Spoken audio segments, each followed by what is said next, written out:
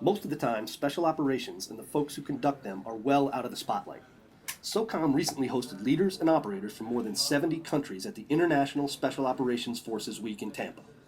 This event allowed an unprecedented amount of coordination, discussion, and interaction between the units. There were panels on tactics, equipment, civil-military cooperation, and all had a chance to share their expertise. Good morning. I'm Major General Daniel Alcazar Jr., the Commander of the Special Operations Command of the Philippine Army, Philippines. Good morning, I'm Rear Admiral Donato Manzano in the Italian Naval Forces Commander.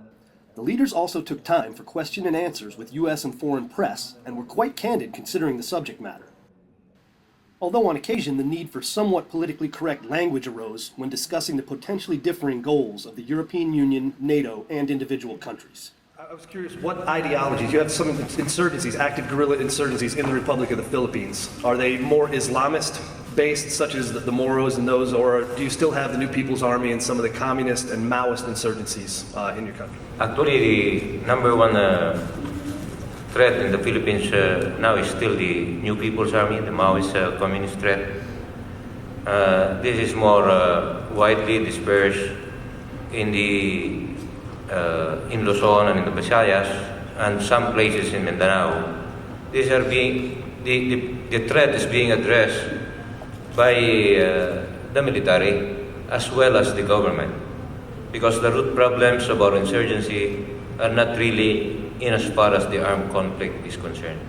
It is more on poverty, the injustice being done to the people in the hinterlands.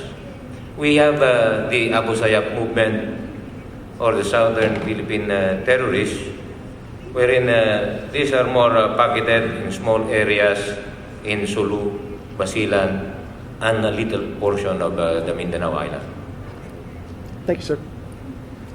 If you can describe the cooperation with the Norwegian Special Forces in Afghanistan, and also if you have your view on the fact that now there are restrictions on where in Afghanistan the forces could be deployed, and what are the downsides of that are. Thank you. The modalities of our operations in Afghanistan continue to be worked out. We have, as you know, some forces operating under Operation Enduring Freedom rules of engagement, and others under International Security Assistance Force rules. That poses some challenges for command and control from time to time, but it's something we're working out together with our NATO partners. I would just add, or second to that, we have a long and important history of interoperability training with the Norwegian forces. And the Norwegian forces are highly regarded and highly respected by the U.S. and by the other forces with which they work in Afghanistan. I'd like to ask Admiral Barzano and General Stanciu about a potential conflict between EU military goals for member nations and also then U.S. and NATO military cooperation. And as General Stanciu, you mentioned, there's also bilateral relations between the U.S. and other nations in Europe. Now, as you gentlemen look at generating special operation forces capability in your own countries, do you see a potential conflict between the goals of the EU as far as what it wants to do with military operations and forces and NATO operations and potentially U.S. goals in that? My name's Jim Hansen. I write for military.com and Black 5.